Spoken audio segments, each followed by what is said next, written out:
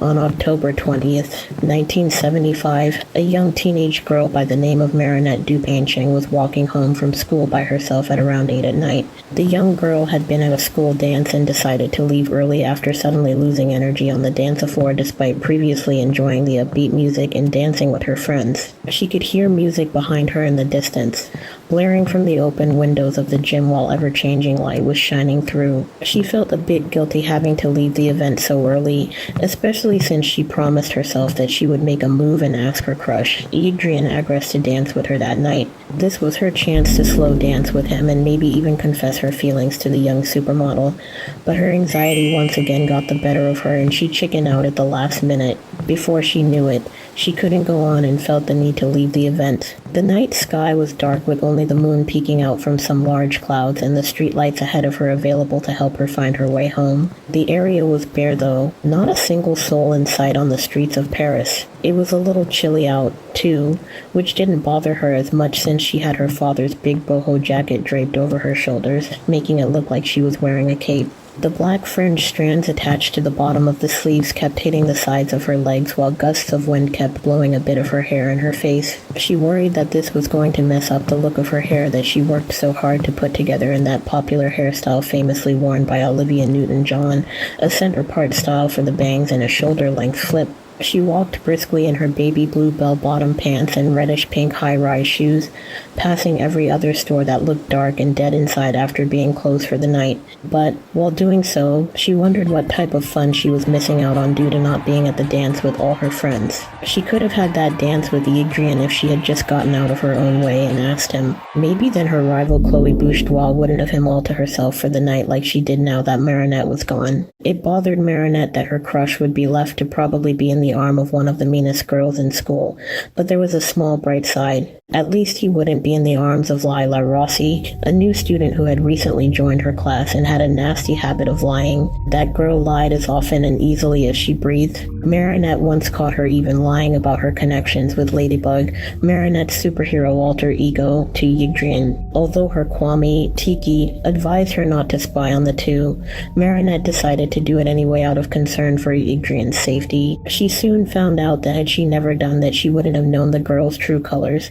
that she was a liar who was trying to lie her way into Adrian's heart. To get her to stop, she called her out as Ladybug right in front of Adrian, thus causing the girl to feel humiliated and swear revenge on Ladybug. Ever since that day, only she and Adrian were the only ones who knew the truth about the girl and her habit of lying. After a year of being absent, Lila returned to Francois Dupont High. There was something about Lila that scared Marinette deep down. And like Chloe, Lila had that strange ability to keep everyone that crossed her path nicely wrapped around her finger, entrancing them with her lies in a way that resulted in them never questioning her. Even a highly intelligent genius like her friend Max could easily fall for her tricks, despite the evidence being stacked against her. It's like she had them under a spell. Marinette wondered if the girl was secretly a witch or some other supernatural entity, but could never find any proof.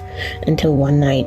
You see, while she was at the dance, she noticed Lila standing in the corner of the room doing nothing but holding a red solo cup filled with red punch, taking a sip of her drink every time she mumbled to herself. Her eyes were locked on the joyous students who were partying like they had no care in the world. Then, at approximately 7:55 p.m., she threw her empty solo cup in the nearby trash can and left the gym. Marinette wondered where she was going for a moment, but what was strange about her departure was that two male students immediately stopped dancing with their dates and decided to follow her. Neither of them paid any attention to their dates who were calling after them either. It's like those two were in a trance. Marinette watched them leave the room and noticed that before Lila went out the door, she turned her head and looked directly at her for a few seconds, then turned around and left. At that moment, Marinette felt a sudden drain of energy and couldn't move for some reason. After a moment, she regained her ability to move, but she didn't feel like she wanted to stay at the dance with her friends. It was a strange feeling, but she felt the need to walk out the door, too. That's when she decided that she needed to leave the dance and go home,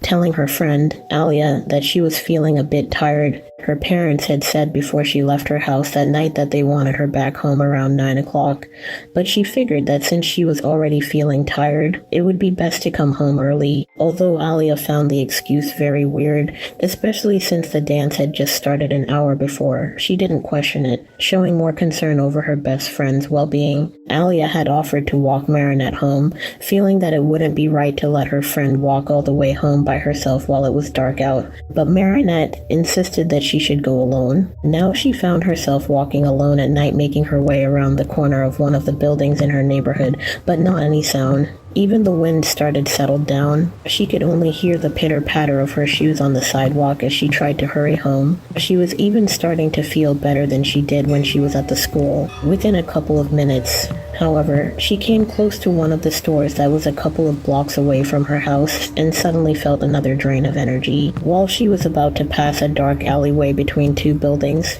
she heard an animal growling. The sound startled her, making her curious about what creature was making that noise. Noting that the growling was from within that dark alley, she peeked into that entryway. She tried whispering to Tiki, telling her to transform her into Ladybug before she goes into the alley, but Tiki didn't answer. Marinette tried searching through the pockets of her dad's jacket for Tiki as she kept whispering her name, Tiki, but she didn't answer. In fact, she wasn't even there. At that moment, Marinette realized what was the problem. Earlier that afternoon, her mom had given her small black earrings that looked identical to the Miraculous earrings she regularly wore. She wanted to get her backup earrings just in case she would accidentally lose one while at the dance. She knew how clumsy her daughter was, especially when around her crush, Adrian. Shortly before her father called from downstairs informing her that her friends had arrived at the bakery, her mother had her try them on to see how they look. Marinette tried on the earrings but then rushed downstairs to meet up with her friends, forgetting to swap them out for her regular earrings. Now she found herself faced with uncertainty as the growling was growing louder. Suddenly she heard a weird sound coming from the animal. It sounded like it was slurping something. She looked closer, and despite how dark the alley was, she noticed that the growling didn't look like it was coming from an animal at all. In the distance, she could make out three figures,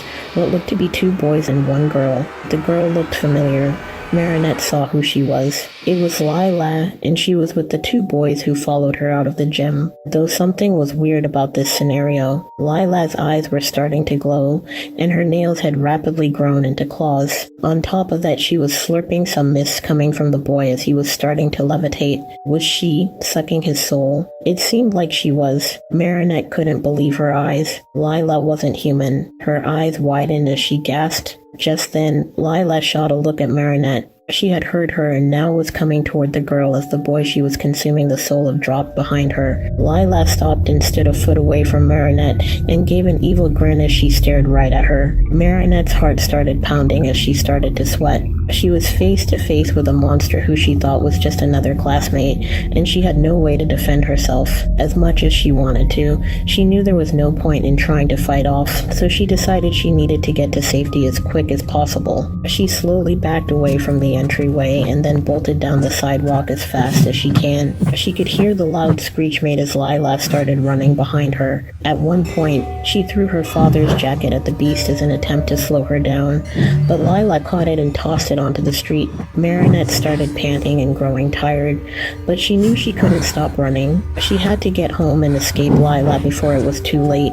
Once she got to the door of the bakery, she saw her parents working and flung open the door. She locked the door of the bakery and slowly backed away from the door, completely out of breath. Her parents, showing deep concern, rushed right over and asked her what was wrong. After she caught her breath, she explained to them that she was being chased by a monster outside and that she needed to lock the door so it couldn't get in. Her parents looked at the outside window, then looked at her. "What monster?"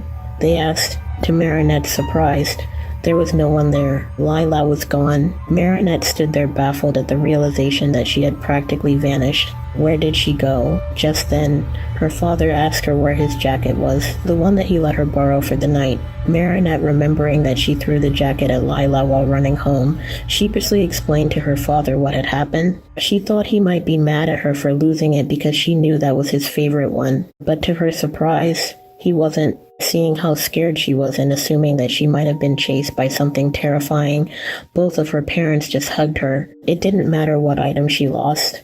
They were just happy that she was at home safe and sound. That night, Marinette sat in her pajamas wearing her regular black earrings and telling Tiki about everything that happened. She urged Marinette to do an investigation on Lila and find out what type of creature she is and why was she really in Paris as soon as she could. Marinette was still processing what happened that night and was honestly scared of having to face Lila again, or whatever that thing was. But she knew that it was her duty as Ladybug to protect Paris from people like her. However, she was too tired to stay up late and do one this late at night. She decided to turn off her lamplight and go to bed. As she laid on the pillow, she thought about Lila and what she saw in that dark alley. Just how long had Lila been stealing the souls of people? Is that what she came here to do? Is that why people were so easily enamored with her? Did she hypnotize them so she could consume them later? All these things needed to be answered very soon. But for now, she needed sleep.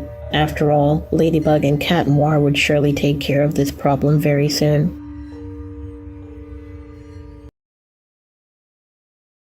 But even for the heroes of Paris, some things aren't always as certain as they seem to be.